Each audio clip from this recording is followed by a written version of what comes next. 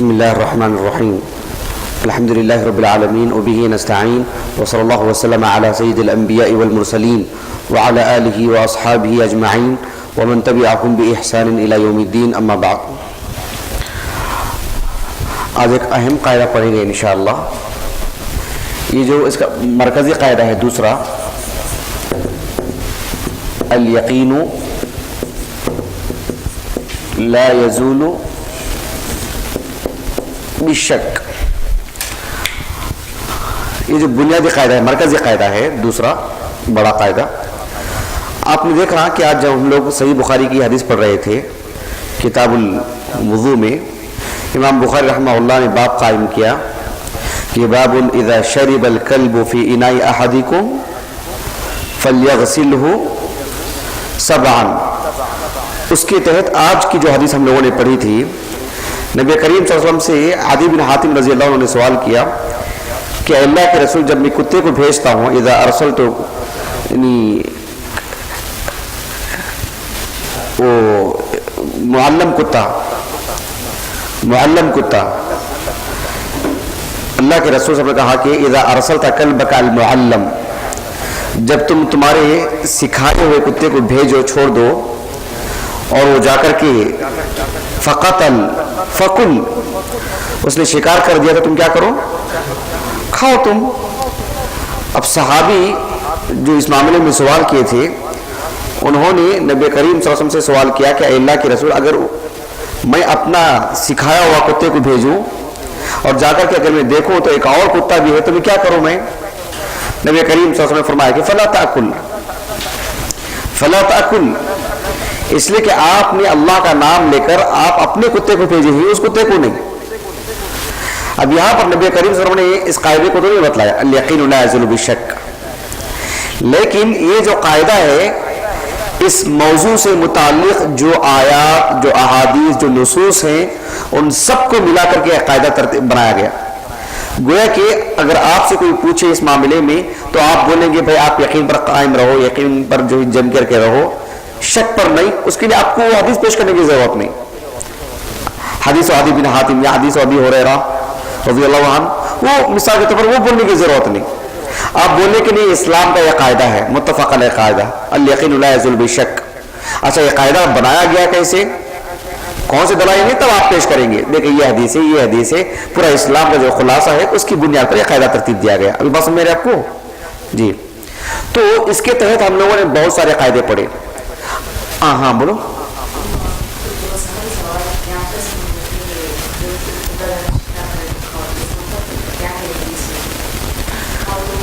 نہیں، یہ جو حدیث ہے ہم لوگ صحیح بخاری کے ابھی درس میں پڑھے تو یہ لوگ سنے تھے تو اس قاعدے سے متعلق سمجھانے میں آسانی تھی. وہ نبی کریم صلی اللہ علیہ وسلم سے وہ صحابی پوچھے عدی بن حاتم رضی اللہ عنہ کہ میں جب ہمارے کتے کو بھیجتے ہیں، سکھایا ہوا کتا المعلم، وہ جا کے شکار کر کے آتا ہے، تب میں اس کتے کے شکار کے قریب جاتا ہوں تو ایک اور کتا بھی پاتا ہوں میں، تو کیا کروں میں؟ آپ صلی اللہ علیہ وسلم نے فرمایا کہ تم نے اللہ کا نام لے کر اس کتے کو بھیجا تھا، تمہارے ٹریننگ دیا ہوا کتا. کوئی اور کتا آ گیا ہے تو ابھی تمہیں شبہ ہو گیا، ایسے سر پہ فلا تاکل، تم مت کھاؤ. کیوں؟ الیقین لا یزول بالشک، تم یقین پر قائم رہو. پھر شک طاری ہو گیا، یہ کتا جو ہے سب سے پہلے جو ہے اس کو یہ کیا کہ یہ کتا کیا ہے. سمجھ میں کی بات آپ کو؟ تو یہ ایک بنیادی قاعدہ ہے. آج جو ہم لوگ اس کے متعلق جو اہم قاعدہ پڑھ رہے ہیں انشاءاللہ وہ ہے بہت اہم قاعدہ. یہ آپ کو آگے اس کی افادیت کیا ہے، یہ کتنا اہم ہے اور کس قدر یہ مسائل میں اہم رول ادا کرتا ہے، آپ کو آگے معلوم ہوگا انشاءاللہ. وہ ہے الاصل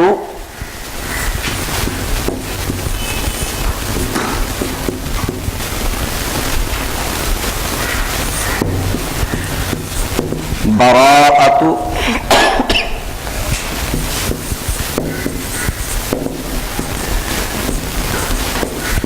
الذمہ. الاصل براءۃ الذمہ. الاصل، ایسے ساکت نہیں رہنا. الاصل براءۃ الذمہ. الاصل براءۃ الذمہ، عین نہیں ہے وہ حمزہ، الاصل براءۃ الذمہ.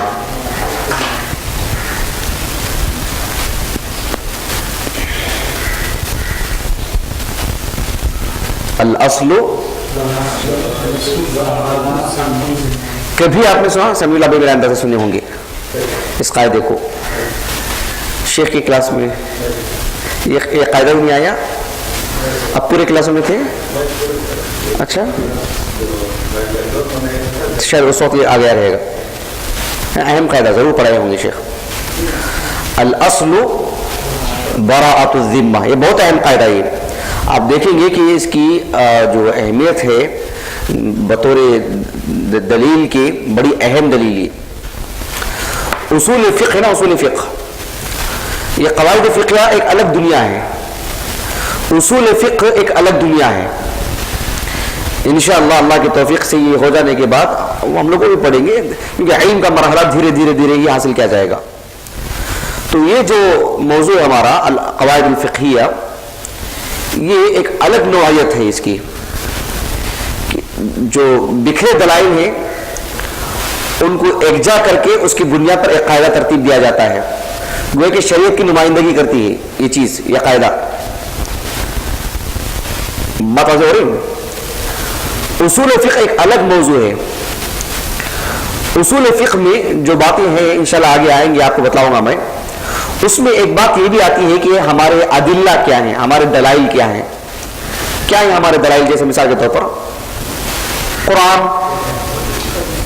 حدیث، اجماع، قیاس، استصحاب، مصالح مرسلہ، استحسان، یہ سب دلائل کے نام ہی ہیں.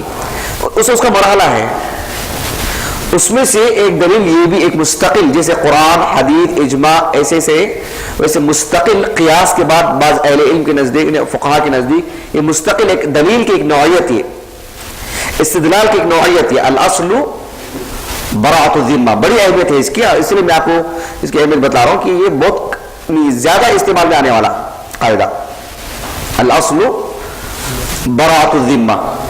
اچھا، اس قاعدے کا معنی، مفہوم، تھوڑا مطلب جانے پھر آگے بڑھے انشاءاللہ. سب سے پہلے یہ کہ الاصل، یہ تو ہم کو معلوم ہے اصل کیا ہے. گویا کہ ایک یقین والی کیفیت، وہ یہ ایک براء کے معنی بری ہونا، براء کے معنی بری ہونا.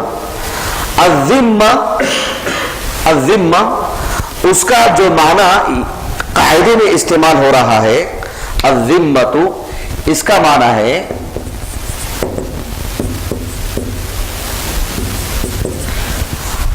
براء کے معنی تو معلوم ہے آپ کو، بریہ. بریہ کی اصل معنی آتی ہے خلاصہ کرنا، عیبدار چیز کو الگ کرنا. اللہ سبحانہ وتعالیٰ کے اسماء الحسنی میں سے ایک الباری، ہر طرح کے نقص سے پاک ہے. بریہ کے معنی شفایاب ہو جانا، بریہ کے معنی شفایاب ہو جانا، یعنی بیماری چھٹ جانا اس سے. بات واضح ہو گئی جی. تو یہ ہے براءہ، بری ہو جانا، یعنی اس پر وہ عیب نہیں لگے گا، اس پر کوئی الزام نہیں لگے گا، الزام سے بری ہے، الزام سے بری ہونا. الذمہ، اس کے معنی یہاں جو قاعدے میں استعمال ہوا ہے وہ ہے العہد. کیا ہے؟ العہد، الکفالۃ، یہ اس کے معنی ہے. میں آپ کو سمجھاؤں گا انشاءاللہ باذن اللہ. الکفالۃ، العہد، الکفالۃ، یہ کیا ہے؟ یہ یہاں قاعدے میں یہ معنی استعمال ہوا ہے. الاصل براءۃ الذمہ، یعنی الاصل براءۃ العہد والکفالہ. الذمہ، اس کے معنی تھوڑا آپ جانیں گے تو انشاءاللہ پھر قاعدے کو سمجھنے میں اور آسانی ہوگی. ہم اردو میں بھی استعمال کرتے ہیں. ایک لفظ ہے المدح، معلوم آپ کو؟ المدح، یہ لفظ آپ کو معلوم ہے؟ ہاں، المدح مانے تعریف، المدح مانے تعریف. ان کی مدح کی گئی بولتے ہیں. اردو میں آپ لوگوں نے سنا ہے کہ کسی کا نام لے کر کہتے ہیں فلاں صاحب ہے نا وہ ہمارے ممدوح ہیں. معلوم ہے ممدوح؟ سنیں آپ لوگ یہ لفظ؟ نہیں ممدوح جیسے منصور بولتے ممدوح یعنی وہ ہمارے نزدیک تعریف کیے ہوئے ہیں, مطلب ہے کہ ہمارے چہیتے ہیں, وہ معنی اس کا. تو المدح جو ہے اس کی ضد آتی ہے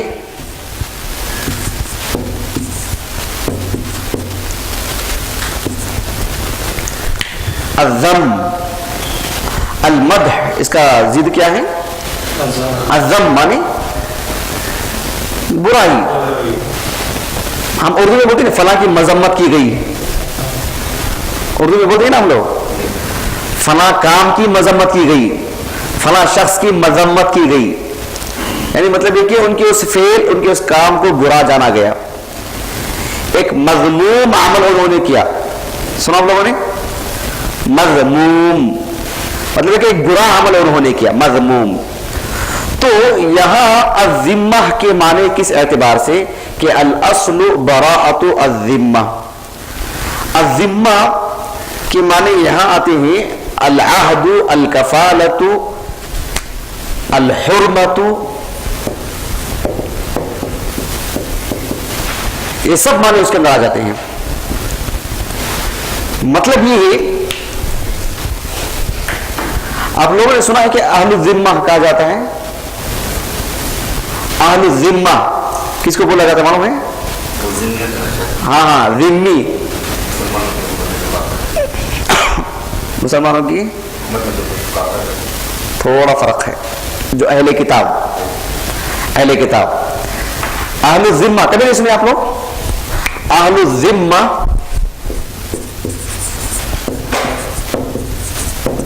اہل الذمہ علامہ ابن القیم رحمہ اللہ کی مستقل ایک کتاب ہی ہے.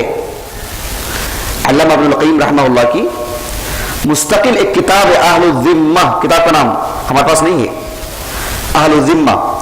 تو یہاں پر بھی ذمہ سے وہی مراد ہے جو ذمہ سے یہاں مراد ہے.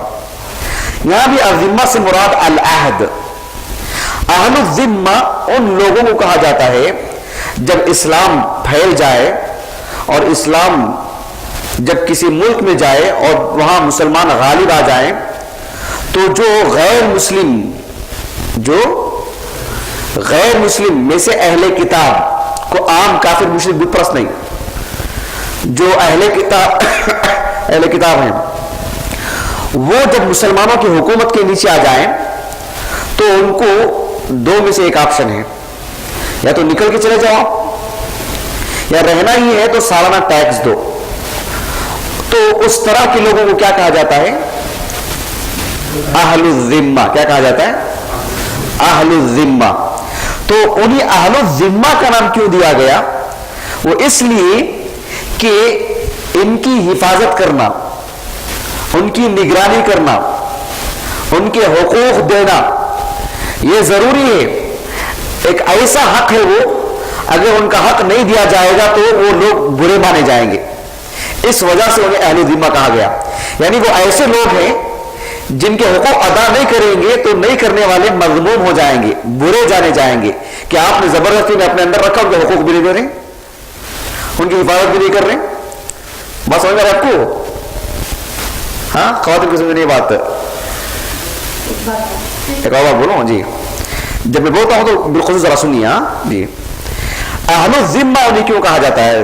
الذمہ کے معنی ہم لوگوں نے پڑھا تھا نا, مذمت, برائی کرنا, کسی کو غلط بتلانا, مذموم. انہیں اہل الذمہ کیوں کہا گیا؟ اس لیے کہ یہ ایک ایسا حق ہے. الذمہ فی ذمت اللہ, سنا ہونا آپ نے فی ذمت اللہ. جو آدمی فجر کی نماز پڑھ لیتا ہے تو پھر وہ اللہ کے ذمہ میں ہو جاتا ہے, یعنی اللہ کے عہد میں, اللہ کی نگرانی میں. سمجھ میں آ گیا آپ کو؟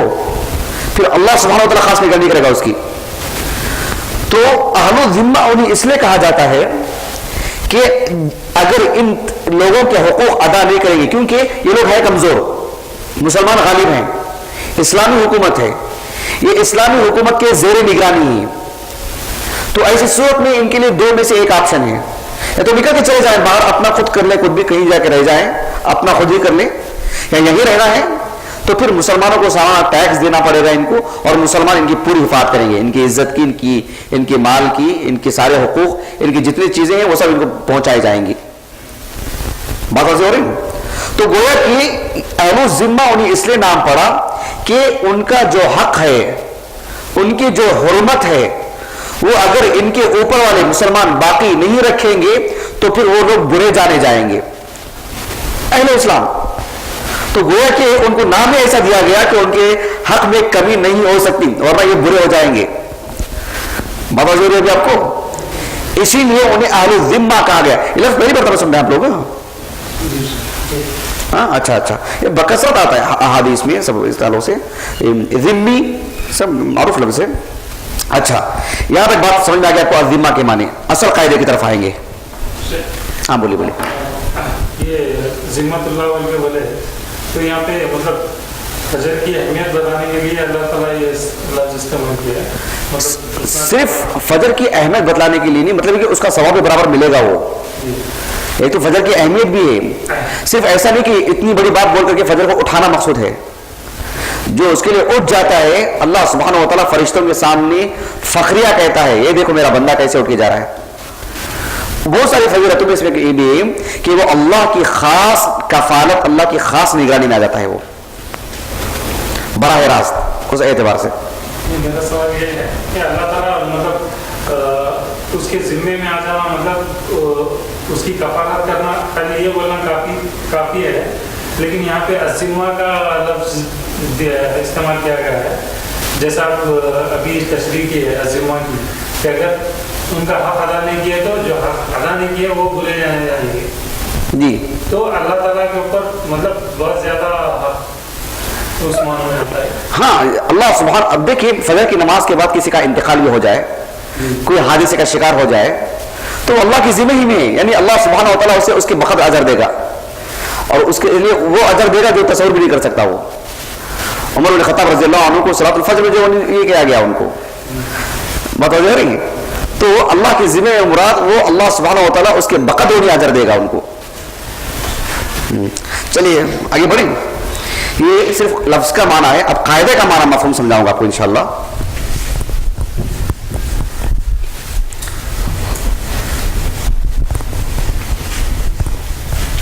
جی, قاعدے کا معنی مفہوم سمجھیے.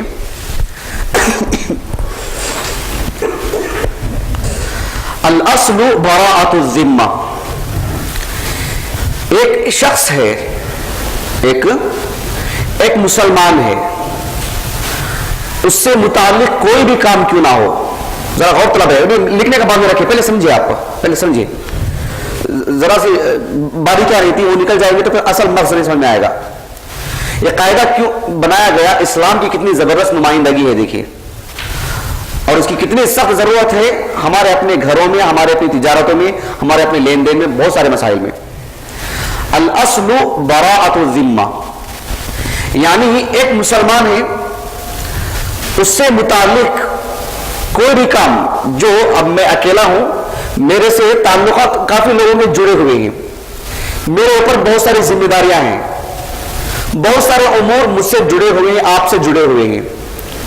بات ہو گئی. لیکن جب کوئی معاملہ آتا ہے کسی کی کام کرنے کا, میں آپ سے پوچھوں آپ نے ایسا کیوں نہیں کیا, آپ ایسا کیوں نہیں کیا, یا کسی سے متعلق کچھ اور بات آ جائے گی, کوئی آ کر کے کسی پر الزام لگائے گا, کوئی آ کر کے کسی کی شکایت کرے گا, یہ سارے جو امور ہیں اس میں اصل کے اعتبار سے کیا ہے, وہ بری ہے, یہ مانا جائے گا.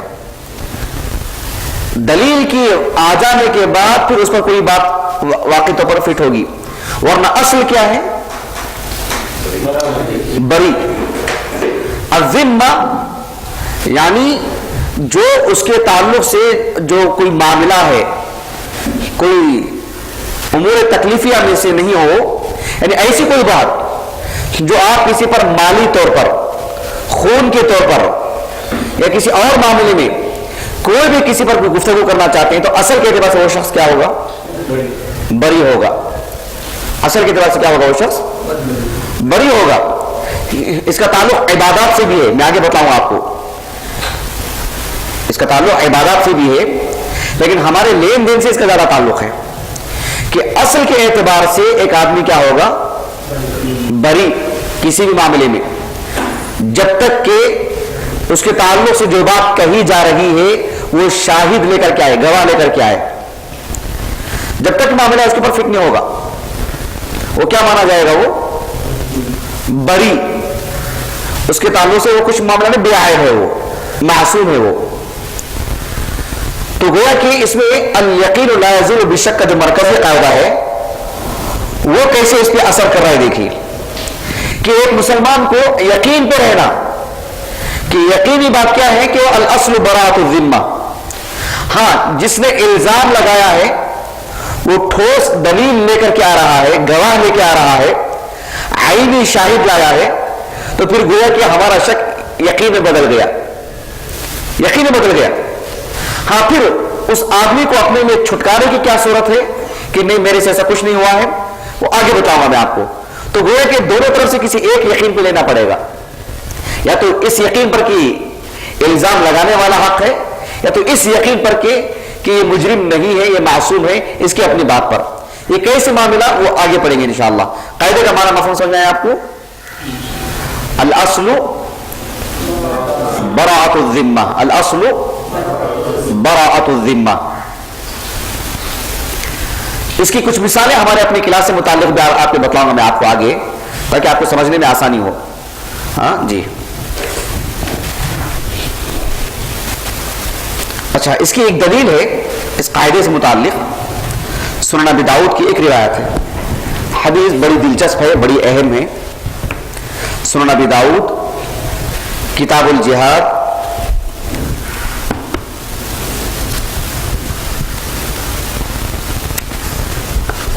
سنن ابی داؤد میں کتاب الجہاد حدیث نمبر ہے 2750 پر 1، 2750 پر 1.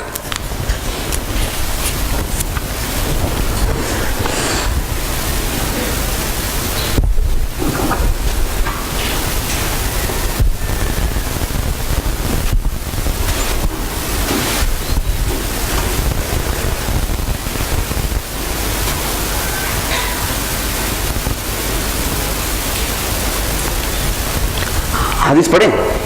دیکھیں، نبی کریم صلی اللہ علیہ وسلم کے ایک صحابی عبداللہ بن عمرو بن العاص رضی اللہ عنہما، وہ اس حدیث کے راوی ہیں. وہ کہتے ہیں کہ نبی کریم صلی اللہ علیہ وسلم نے فرمایا، حدیث میں نے حوالہ دے دیا ہے، اس کو آپ دیکھ کر کے لکھ لیں. 2750 پر 1. آپ اس حدیث کو ضرور لکھیے گا، آپ اپنے نوٹ بک میں جب بھی کیا صورت ہوگی اس کی دیکھیں گے آگے انشاءاللہ. خیر کا معاملہ فرمائے. کیونکہ مصحف تو آپ لوگوں کے پاس رہتا ہے، لیکن حدیث کے معاملے میں جو ہے اب جتنے بھی متون ہیں ہمارے پاس سب کے لے کے سٹلا کے دینا پڑے گا. ایسا تو ہونے والی بات نہیں. کم از کم کتب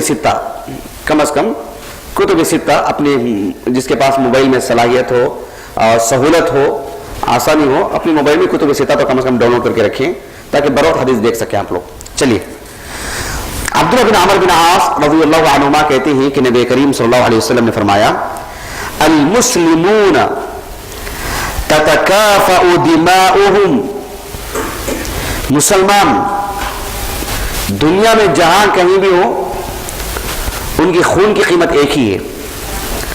مالدار مسلمان کی خون کی قیمت الگ، غریب مسلمان کی خون کی قیمت کم، عرب کے مسلمان کی خون کی قیمت زیادہ، ہندوستان کے مسلمان کی خون کی قیمت کی کوئی حیثیت نہیں. ایسا نہیں. المسلمون تتکافأ دماؤہم. جی. یسعى بذمتهم ادناهم ويجير عليهم اقصاهم. یعنی ایک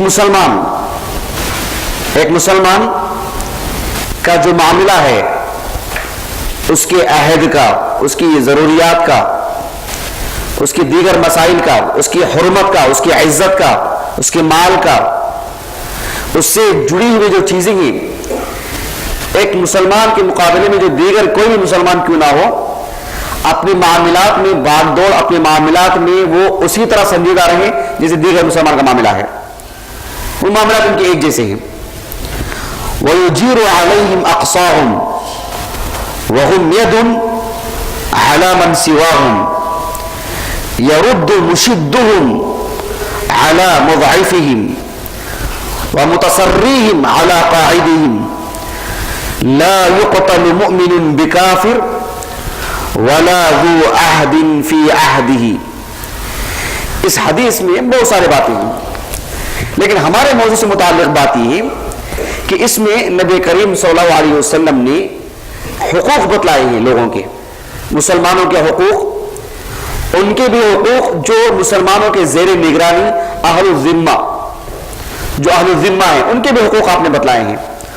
حقوق کے اعتبار سے اصل کیا ہے وہی نہ دیکھا جائے گا، حقوق کے اعتبار سے اصل کیا ہے وہی دیکھا جائے گا. ایک مسلمان کا کوئی معاملہ، اس کا کچھ مال خراب ہو گیا، اس کا کچھ مال چوری ہو گیا، وہ کسی پر الزام لگاتا ہے، کسی کو دوشی ٹھہراتا ہے، تو ہم کیا کہیں گے اس صورت میں؟ الاصل براءۃ الذمہ. جب تک کہ معاملہ صاف نہ ہو جائے، الاصل براءۃ الذمہ، جس سے کیا ہے ہمارے معاشرے کی کم علمی اور تعصب کی دلیل معلوم ہوتی ہے. ہمارے معاشرے میں کیا ہے جو مزاج ہے، عموماً اگر میرا اپنا کوئی دوست ہے، اس کے تعلق سے کوئی بات کچھ آ کے مجھے بتلاتا ہے، تو میں یہی بولوں گا کہ الاصل براءۃ الذمہ. میں تحقیق کروں گا، نہیں ایسا نہیں کر سکتے ہو. لیکن جس سے میری ذاتی طور پر دشمنی ہوگی، کسی نے مجھ سے آ کے کہا ہوگا اچھا ایسی بات ہے کیا، تعجب ہو رہا ہے، دیکھو ایسی، شاید وہ ایسے ہی کرے گا، وہ ایسے ہوگا نا. لیکن مسلمانوں کا معاملہ ایسا نہیں ہونا چاہیے. الاصل براءۃ الذمہ، جو اللہ کی نظر میں وہ ایک مسلمان ہے. الاصل براءۃ الذمہ، سمجھ رہے ہیں آپ جی؟ یہ ایک بنیادی حدیث. اس تعلق سے میں چونکہ وقت بھی کم ہے، صرف ایک حدیث اور ایک آیت کریمہ آپ کو بتلاؤں گا انشاءاللہ. اس کے بعد کچھ مثالیں آپ کو دے دیتا ہوں، اس قاعدے کی تطبیق کیسی ہوگی آپ کو سمجھ میں آئے گی انشاءاللہ. کہ الاصل براءۃ الذمہ، اصل کے اعتبار سے یہی بات مانی جائے گی کہ وہ معصوم ہے، بے قصور ہے، اصل کے اعتبار سے. حتیٰ کہ عبادات کے چیپٹر میں بھی، کس چیپٹر میں؟ عبادات کے چیپٹر میں بھی اگر مان لیجیے کسی مسلمان سے عبادات کے معاملے میں کوئی کمی بیشی ہو رہی ہے، لیکن اسے جب بتلایا گیا کہ بھائی ایسا نہیں ایسا کرنا چاہیے، وہ کہے گا کہ مجھے تو آج ہی معلوم ہوا ہے، یہ بات میں آج ہی جانا ہوں میں، تو گویا کہ وہ عمل جو اس کے اندر تھا پہلے سے انشاءاللہ وہ معفو عنہ ہے. الاصل براءۃ الذمہ. متوجہ ہوئی؟ البتہ دیکھا جائے گا معاملہ کس طرح کا ہے. مثال کے طور پر کوئی آدمی ہے بالکل سعودی عرب کے ماحول میں، مکے میں یا مدینے میں بالخصوص، وہاں جا کر کے مزار بنا کے رکھا ہے، بولے گا کہ مجھے تو پتہ ہی نہیں، میں تو اسی کو دن سمجھ رہا تھا. نہیں چلے گا وہاں پر. الاصل براءۃ الذمہ، خالص صاف شفاف توحید کا ماحول ہے، وہاں جا کے کوئی آدمی ایسا کام کرے گا تو ہندوستان، پاکستان، ایران میں کوئی مسلمان پیدا ہوا اور اٹھتے ہی جو ہے وہ یہ رسم و رواج، یہی فاتحہ خوانی، یہی جو میلاد، یہ وغیرہ سب دیکھ کے آ رہا ہے. بڑا ہونے کے بعد اس کو کہا جائے کہ بھائی ایسے نہیں، یہ سب معاملہ ہے، وہ سمجھے گا کہ یہ دین ہے کیا، یہ اسلام ہے کیا، اصل میں یہ تو پتہ ہی نہیں، میں اتنی میری زندگی کیا ہوگی یہ سب. نہیں، الاصل براءۃ الذمہ، انشاءاللہ اللہ تعالیٰ جو ہے معاملے کو صاف رکھ دے گا. البتہ اسی حالت میں مر جائے تو پھر اس کے معاملے الگ ہیں. یہ کہنا چاہ رہا ہوں کہ میں کہ جب تک اس پر معاملہ صاف نہیں ہو جاتا عبادات کے معاملے میں بالخصوص، تو انشاءاللہ وہ اس معاملے میں بری الذمہ ہے. وہ کیا ہے؟ بری الذمہ. اب دیکھو ایک آیت کریمہ میں آپ کو بتلاتا ہوں، ذرا مصحف لے لو، سورہ یونس کھولو، سورہ توبہ کھولو، مصحف میں نہیں جا سکتا، ویر لگی ہوئی ہے اس لیے. سورہ توبہ کھولو، جزاک اللہ خیر.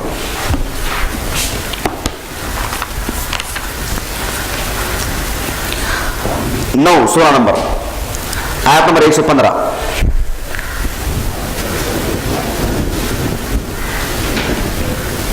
آیت نمبر 115.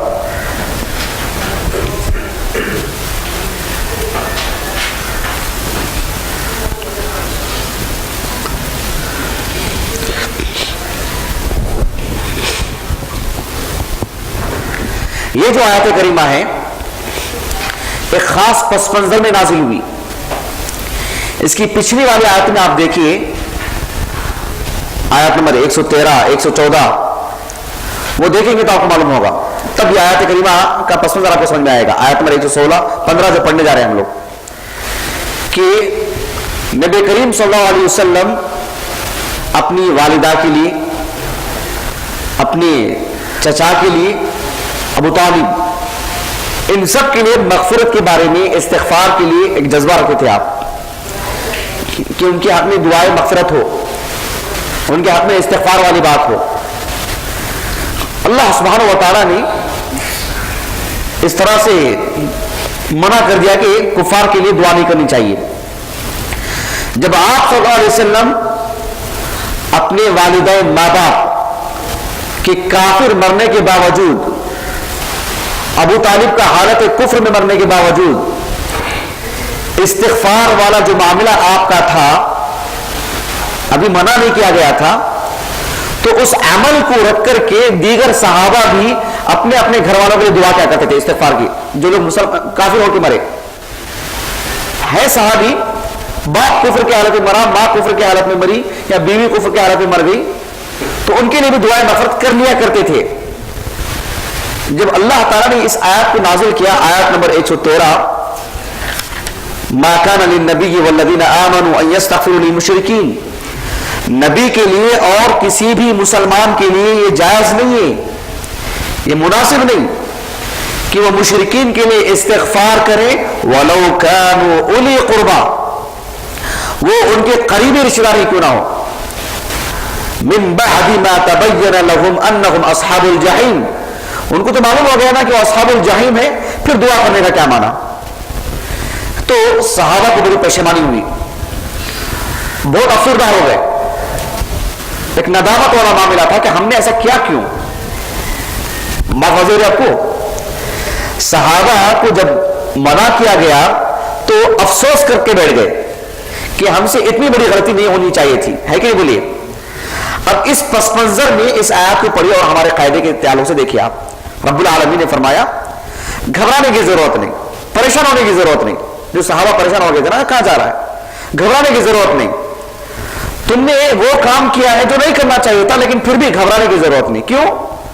وما كان الله ليضل قوما بعد اذ هداهم حتى يبين لهم ما يتقون ان الله بكل شيء عليم۔ دیکھیں، وما كان الله ليضل قوما، اللہ تعالیٰ ایسا نہیں کرتا، اللہ تعالیٰ ایسا کرتا ہی نہیں ہے، کیا کہ لیضل قوما، کسی قوم کو وہ گمراہ کر دے، اللہ ایسا نہیں کرتا ہے۔ بعد اذ ہداہم، کسی کو ہدایت دینے کے بعد، یعنی کسی کو صحیح راستہ بتلا دینے کے بعد، توفیق دے دینے کے بعد، پھر اللہ کسی کو گمراہ نہیں کرتا۔ وما كان الله ليضل قوما بعد اذ هداهم، کسی کی صحیح رہنمائی کر دینے کے بعد، کسی کو توفیق دے دینے کے بعد پھر اسے گمراہ بھی کر دے، اللہ ایسا نہیں کرتا ہے۔ حتی یبین لهم ما یتقون، یہاں تک کہ اللہ انہیں کلیئر کر دے کہ تمہیں جہنم سے بچنے کے لیے، تقوی تمہارے اندر آنے کے لیے، یبین لهم، اللہ انہیں واضح واضح کر دیتا ہے، ایسا کرو ایسا نہ کرو، ایسا کرو ایسا نہ کرو۔ یہ سب چیزیں پورے واضح ہونے کے بعد، باتیں واضح ہو جانے کے بعد، پھر بھی کوئی اپنی روش اپنانے، اپنی روش کے طور پر، اپنی پرانی عادتیں کے طور پر، غرور کے اعتبار سے، اللہ کی نافرمانی فرما برداری سے نکل کر کے کوئی برا عمل اپنے طرف سے کر لیتا ہے، تو پھر تب اس کے لیے گمراہی ہے۔ ورنہ اللہ تعالیٰ کسی کو ہدایت دے کے ایسے اسے گمراہ بھی کر دے، ایسا نہیں ہوتا۔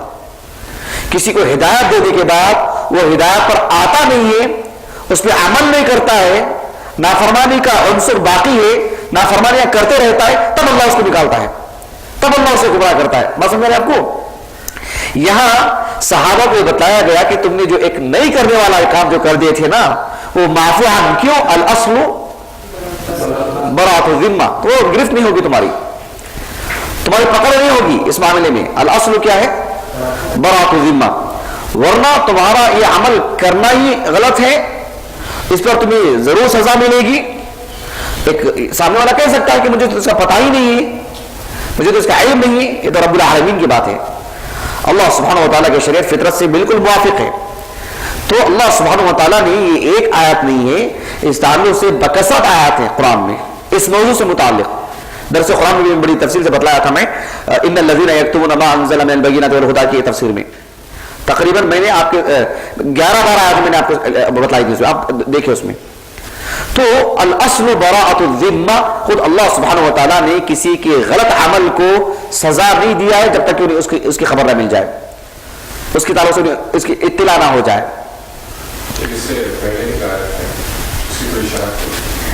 اس سے پہلی والی آیتوں میں کیا بات ہے، وہی بتا رہا ہوں. ابراہیم علیہ السلام نے بھی اپنے والد کے لیے استغفار کیے تھے. کہا کہ سأستغفر لک ربی، میں میرے رب سے تمہارے لیے استغفار کرتا رہوں گا.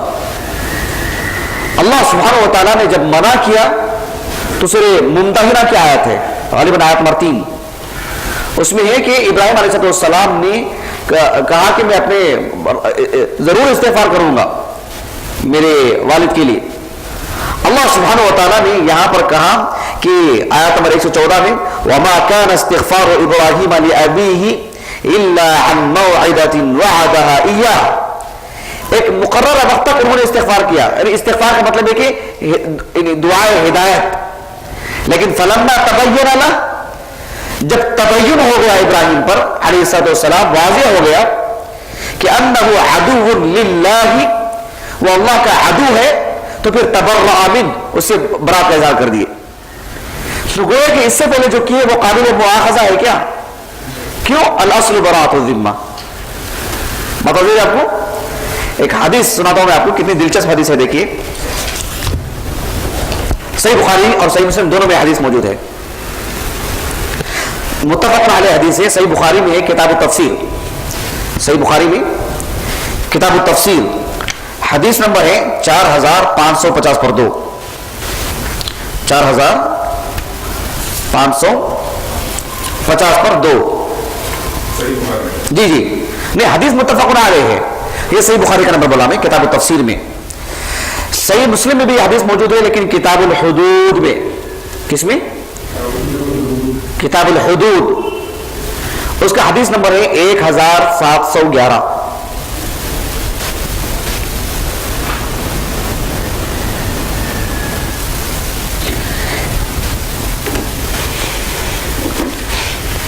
جی اس حدیث کے جو راوی ہیں عبداللہ بن عباس رضی اللہ عنہما، اس حدیث کو سنانے سے پہلے میں ایک اس کا پس منظر سنا دیتا ہوں. یعنی عبداللہ بن عباس رضی اللہ عنہما نے اس حدیث کو جب بیان کی لوگوں کو تو ایک واقعہ ہوا تھا، تب عبداللہ بن عباس نے اس حدیث کو سنائے لوگوں کو. وہ واقعہ کیا ہے؟ وہ دلچسپ ہے. وہ دو عورتیں ایک ساتھ بیٹھ کر کے موزے بنایا کرتی تھی، ساکس نا ساکس، موزے سیا کرتی تھی. وہ جو ایک بڑا سا آلہ تھا، وہ سوئی، بڑی سوئی جو تھی، اس کے ذریعے سے موزے سیا کرتے تھے. بعد میں کیا ہوا کہ اس عورت نے جو سی رہی تھی دونوں مل کر کے، از خود اپنے آپ میں اس نے ذرا سا کہیں اس کے ہاتھ کو لگ گیا. اس نے باہر آ کر لوگوں سے کہا دیکھو اس نے میرے ساتھ ایسا کر دیا، اس نے میرے ساتھ ایسا کر دیا ہے، اس پر الزام لگا دیا اس نے. تو عبداللہ بن عباس رضی اللہ عنہما کے پاس جب یہ معاملہ آیا تو انہوں نے کہا کہ پہلے اس عورت کو جا کے ذرا سمجھاؤ، اللہ کا خوف دلاؤ اس کو کہ چھوٹی موٹی باتوں کے لیے کسی کو الزام لگا دے رہی ہو. اس کے بعد اس پس منظر میں عبداللہ بن عباس نے کہا رضی اللہ عنہما کہ اس موقع پر میں آپ کو وہ حدیث سناؤں گا جو اللہ کے رسول سے میں نے سنا ہے، جو ایسے ہی موقع کے لیے ہے. وہ کہہ کر کے وہ حدیث سنا ہے. وہ اب حدیث سنیے آپ.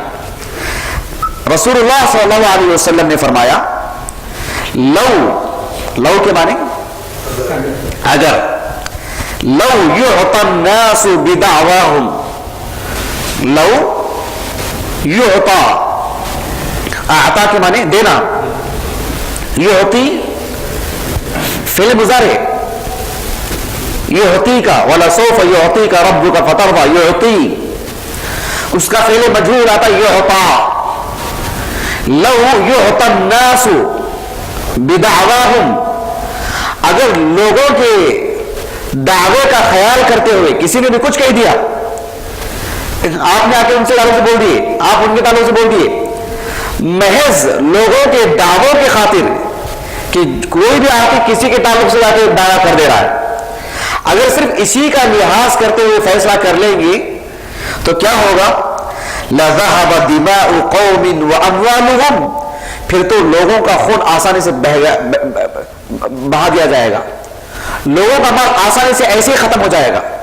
ہر کوئی آ کے بولے گا دیکھو بھائی انہوں نے میرے ساتھ ایسا کیا ہے، چلو انہوں نے 3000 روپے چوری کیے، چلو اس کے 3000 روپے نکال کے اس کو دو، یہ میرے گھر کے کسی فرد کو یہی مارا ہے، چلو اس کے بدلے میں اس کو مار دو، بچے گا کون پھر؟ لَذَهَبَ دِمَاءُ النَّاسِ وَأَمْوَالِهِمْ، ایسے میں تو باقاعدہ لوگوں کا خون بھی بالکل بہا دیا جائے گا اور لوگوں کا مال بھی تلف ہو جائے گا، ختم ہو جائے گا، صرف اگر لوگوں کے دعووں کا اگر خیال کرتے جائیں گے تو۔ لو یعطى الناس بدعواہم، صرف دعوے کا اگر ہم لحاظ کریں، جو بھی آ کے بول رہا ہے اس کی بات ایسی مان کے فیصلہ کر دے تو یہ نوبت آئے گی۔ ہاں تو آپ صلی اللہ علیہ وسلم نے اس کے بعد جو ہے یہ حدیث سنا، اس حدیث کا کچھ تتمہ دیگر حدیث میں بھی ہے، بعد میں جا کر کے اس کو نصیحت کی گئی۔ سورہ بقرہ کی آیت ہے ان الذین یشترون بعہد اللہ وایمانہم ثمنا قلیلا، وہ بہرحال اس کو ذرا نصیحت کی گئی تو فاعترفت، اس نے اعتراف کر لیا نہیں میرا ہی ہاتھ میں مجھے لگ گیا کر کے۔ اب دیکھیے اس معاملے میں کیا ہے، الاصل براءۃ الذمہ، نبی کریم صلی اللہ علیہ وسلم نے اس معاملے میں حل ایک بہترین صورت میں آپ نے بیان فرمایا۔ اس کا جو حل ہے وہ یہ ہے کہ ایک آدمی پہ الزام لگا رہا ہے، ایک آدمی پہ الزام لگا رہا ہے، تو ایسی صورت میں ہمارے پاس یقین والی بات کیسے آئے گی؟ کیونکہ الیقین لا یزول بشک کے تحت قاعدہ ہے نا یہ الاصل براءۃ الذمہ۔ تو ایسی صورت میں ہمارا پہلا موقف کیا ہوگا؟ مثال کے طور پر ایک صاحب آئے، ابو القاسم آئے، ابراہیم پر الزام لگائے، تو ہم ابراہیم بھائی سے متعلق ہم کیا فیصلہ کریں گے؟ الاصل براءۃ الذمہ کا قاعدہ ہی کے مطابق عمل کریں گے۔ ہاں اب ہمارا یقین ہے اس بات پر، البتہ جس نے آ کر کے الزام لگایا ہے، جو مدعی ہے، دعویٰ کرنے والا، اس کے لیے اسلام نے یہ شرط لگائی ہے کہ وہ ایک شاہد لے کر کے آئے، ایک گواہ لے کر کے آئے۔ مثال کے طور پر وہ ایک گواہ کو لے کر کے آئے، کہا کہ دیکھو اس عمل کو کرتے ہوئے میں بھی دیکھا ہوں، یہ بھی دیکھے ہیں کہ انہوں نے ہی اس موبائل کو اٹھائے ہیں، انہوں نے ہی وہ پیسوں کو اٹھائے ہیں، انہوں نے ہی وہ کام کیا ہے، انہوں نے ہی ایسا کہا ہے، وغیرہ وغیرہ۔ تو اس گواہ کی بنیاد پر پھر ہمارا معاملہ ان کے حق میں ہوگا، ہم ان کے حق میں فیصلہ کریں گے۔ ہاں یہ بھی ممکن ہے کہ یہ مدعی دعویٰ کرنے والا بھی جھوٹا ہو، جو گواہ کو بنا کے لایا ہے وہ بھی جھوٹا ہو سکتا ہے۔ تو اسلام نے اس کو بھی چھٹکارے کے لیے ایک صورت بتلائی ہے، وہ یہ ہے کہ مدعا علیہ، کیا بولتے ہیں ان کو؟ جس پہ الزام لگایا جا رہا ہے، جس کے خلاف میں دعویٰ کیا جا رہا ہے، تو ایسی صورت میں یہ اللہ کی قسم کھائیں گے کہ بھئی اللہ کی قسم میں نے ایسا نہیں کہا، اللہ کی قسم میں نے ایسے نہیں کیا۔ یہ جب بول دیں گے تو ایسی صورت میں جو قاضی ہوگا وہ انہی کے حق میں فیصلہ کرے گا، ان کی قسم کی بنیاد پر انہوں نے اللہ کی قسم کھائی ہے، الاصل براءۃ الذمہ۔ پھر جو ہوگا سو اللہ سبحانہ و تعالیٰ کے حوالے۔ بات اچھی سمجھ رہے آپ کو؟ واضح نہیں ہو رہی ہے؟ یہ جو معاملہ ہے ہمارے معاشرے میں بہت سارے امور پر آتا ہے۔ قسم ملزم کے لیے ہی ہے، اس کے لیے قسم نہیں ہے، اس کے لیے گواہ لانا پڑے گا۔ اچھا ایک معاملہ ہے اس کو بولتے قسامہ، کسی کے خون سے متعلق آ کر کے بات کرنی ہو تو پھر اس کو بھی قسم کی اجازت ہے، ورنہ پھر معاملہ شک ہی کا رہے گا، یہ بھی قسم وہ بھی قسم۔ اس اعتبار سے اس کے لیے گواہ کی بات ہے کہ آپ نے اتنا بڑا الزام لگا رہے ہیں تو یہ آپ کے لیے گواہ کون ہے؟ وہ بولے گا کہ میرے لیے کوئی گواہ نہیں ہے، تو پھر ایسی صورت میں محض اس کی ایک بات پر ہم کسی کے تعلق سے ایسا نہیں کر دیں گے، کسی پر جو وہ ایسا معاملہ تو یہی معاملہ ہوگا، لوگوں کی دعووں کی بنیاد پر کسی فیصلہ ہو جائے گا۔ تو ایسی صورت میں وہ گواہ لے کر کے آئے تو پھر اس کی شاہد پر، اس کی گواہ پر، اس کی شہادت پر تقویت ملتی ہے اور ایک طرف میلان ہوتا ہے. اور یہ جو سارے جو فیصلے ہوتے ہیں اس کے تعلق سے اہل علم کہتے ہیں, بالخصوص امام قرطبی اور دیگر اہل علم رحمہم اللہ, یہ سب سارے فیصلے ظن غالب. یقین کس معنی میں؟ ظن غالب. وہ گواہ لے کر کے آ رہے ہیں, ہم اس کے حق میں فیصلہ کر رہے ہیں, پھر یہ اللہ کی قسم کھا رہا ہے تو اس بنیاد پر ہم اس معاملے کو چھوڑ دے رہے ہیں. یہ ظن غالب ہے. یہ کیا ہے؟ یہ ظن غالب. حقیقی علم اللہ رب العالمین کو ہے. اگر اس کا علم ہمیں ہوتا تو سرے سے ہم کو گواہ کی بھی ضرورت نہیں, اس کو اللہ کی قسم کھانے کی بھی ضرورت نہیں. یہ حدیث کے الفاظ ہیں. یہ جو مدعی ہے اس کے لیے شاہد, جو مدعا علیہ ہے اس کے لیے جو ہے قسم. اللہ نے اسی کے لیے قسم رکھی ہے. وہ اللہ کی قسم کھائے اور اپنی برات کا اظہار کر کے نکل جائے, پھر بقیہ معاملہ رب العالمین کے حوالے.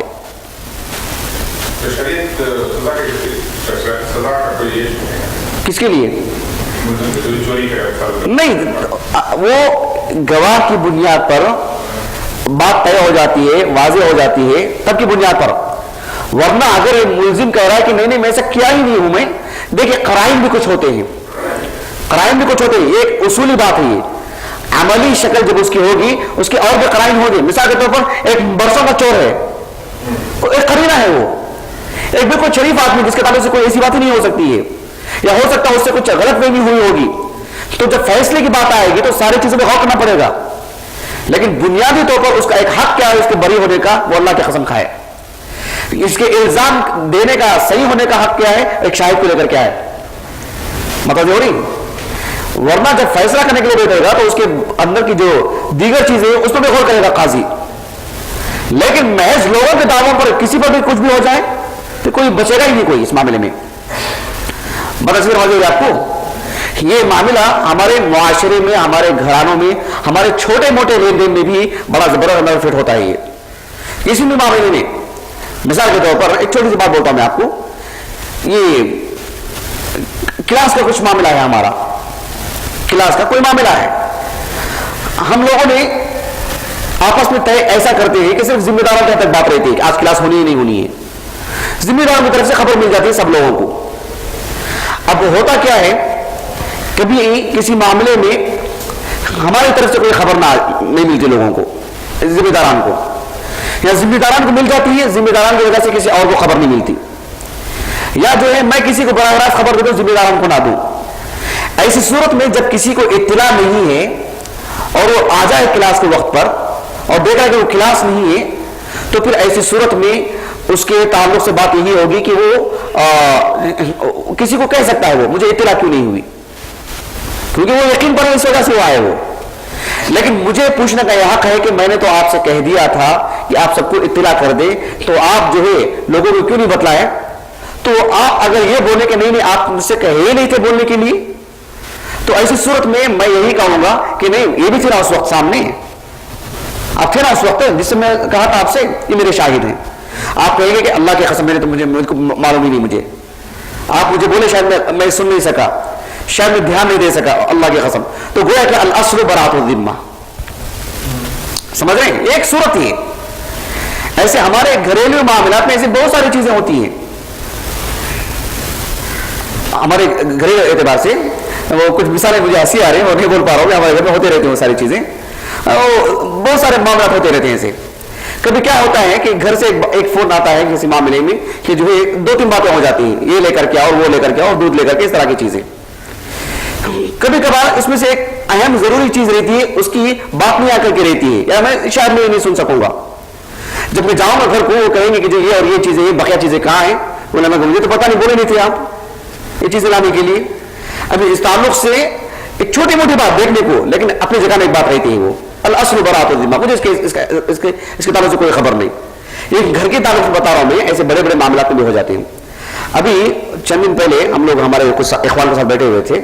وہ معاملے کو میں نہیں چھیڑنا چاہ رہا ہوں, ایسے بتلا رہا ہوں کہ ابھی ہندوستان کی جو سطح پر ہم دیکھتے ہیں کہ کسی بھی انسان کو کچھ الزام لگ جاتا ہے دہشت گردی کا مسلمانوں کے لیے, کچھ اور معاملات میں چوری کا یا کچھ بھی معاملہ, اس کو جب پولیس گرفتار کر کے لے کے جاتی ہے, اسلامی نقطہ نظر سے بات کیا ہے کہ الاصل براۃ الذمہ, جب تک کہ اس کے اوپر الزام عائد نہ ہو جائے اس کے ساتھ اچھا ہی سلوک ہونا ہے, اس کے ساتھ ایک ملزم والا، ایک مجرم والا، ایک ذلیل والی بات نہیں ہونی چاہیے.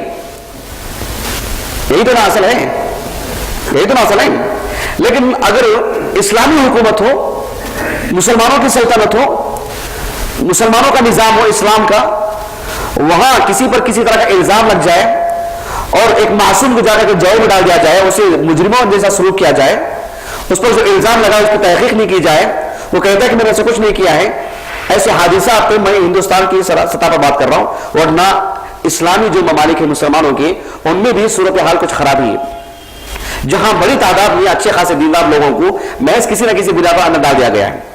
اگر اسلامی نقطہ نظر سے گفتگو کریں گے تو ان کے اوپر وہ ہاتھ نہیں اٹھا سکتے، بری نظر بھی نہیں ڈال سکتے، اس لیے کہ الاصل براءۃ الذمہ، الاصل براءۃ الذمہ. لیکن پوری کارروائی ہو جاتی ہے ان کے تعلق سے، ساری باتیں ہو جاتی ہیں، اس کی اہرتا کی اذیت اسے پہنچ جاتی ہے. اگر اسلامی نقطہ نظر سے بات کریں گے تو پھر یہی معاملہ ہوگا، الاصل براءۃ الذمہ.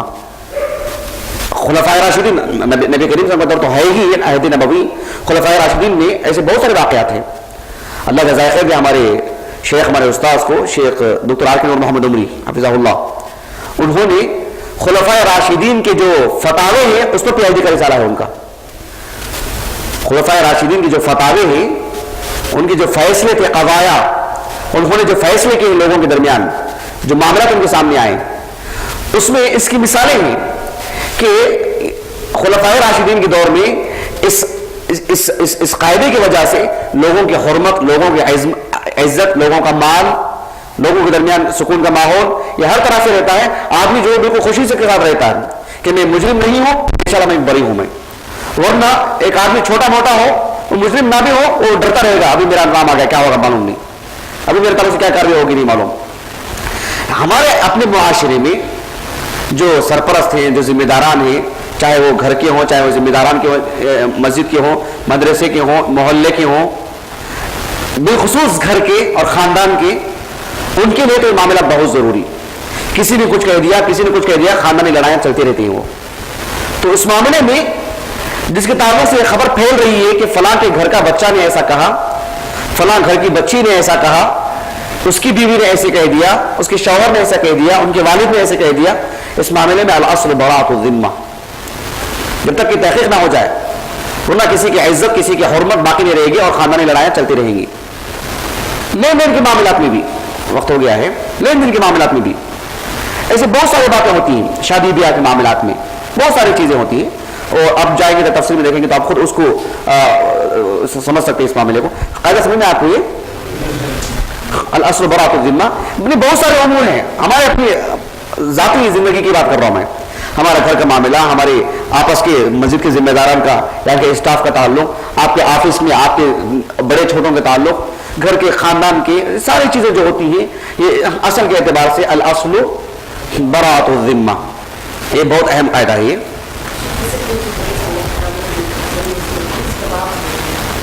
کس کا باب ہو؟ اس کا باب لکھانے کے لیے بول رہے ہیں، بہت اچھے. اس کا باب بہت اہم ہے. امام مسلم رحمہ اللہ نے باب ہی وہی قائم کیا، امام نووی نے، کہ باب الیمین المدعى علیہ.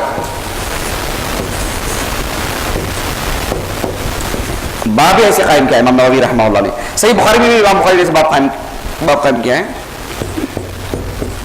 امام ابو داؤد امام ابن ماجہ رحمہ اللہ، اس میں 2320 حدیث نمبر سنن ماجہ کی، اس میں بھی ابن ماجہ رحمہ اللہ نے یہی بات قائم کی، مستقل باب ہی ایسا قائم کی کہ جو مدعی ہے اس کے لیے شاہد لانا ضروری، گواہ لانا. جو مدعا ہے، جس پر الزام لگایا جا رہا ہے، وہ اللہ کی قسم کھائے گا، وہ اللہ کی قسم کھائے گا. کیوں؟ اس کو کہاں سے لانا پڑے گا شاہد؟ میں ایسا کیا ہی نہیں ہوں، وہ تو نہیں کبھی کہا شاہد آئے ہو، تو اس کے لیے اللہ کی قسم. صحیح بخاری میں کتاب التفسیر میں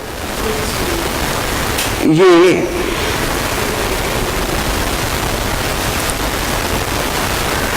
سورہ آل عمران کی تفسیر میں، سورہ آل عمران کی تفسیر میں کوئی معاملہ، اس معاملے میں وضاحت طلب کوئی بات؟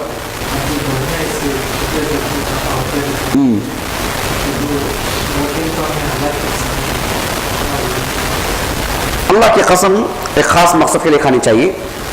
آدمی اگر بات بات پہ اللہ کی قسم کھانے کا عادی ہو جائے بات بات پہ, تو پھر اس صورت میں اس قسم کی کوئی حیثیت نہیں رہ جائے گی. آپ اللہ کی قسم کھا رہے ہیں, ایک بڑا نام اللہ کی عظمت, اللہ سبحانہ و تعالیٰ کی کبریائی, اس کی قسم کھا رہے ہیں آپ بڑے معاملات میں. ورنہ آپ کی زندگی میں اگر ہر لمحہ ایسا ہی آ رہا ہے جس میں بات کو تاکید سے ہی پیش کرنا ہے, تو پھر آپ اللہ بولیں, کوئی حرج نہیں انشاءاللہ. ورنہ بکثرت جو قسم کھانے کے عادی ہو جاتی ہیں, ان کی عادت کچھ ایسی بن جاتی ہے کہ بات چیت میں ہر چھوٹی موٹی بات پہ قسم, پھر تو یہ قسم کی اہمیت نہیں رہ جاتی ہے. پھر کون سا معاملہ بڑا ہے کون سا معاملہ چھوٹا ہے, ہر چھوٹی موٹی بات پہ جو ہے قسم کے اگر عادی بن جائے آدمی, تو پھر وہ جو ہے معاملہ ہو جائے گا اس کی. ہاں جی چلے ختم کریں انشاءاللہ. سبحانک اللہم و بحمدک, اشہد ان لا الہ الا انت, استغفرک و اتوب الیک.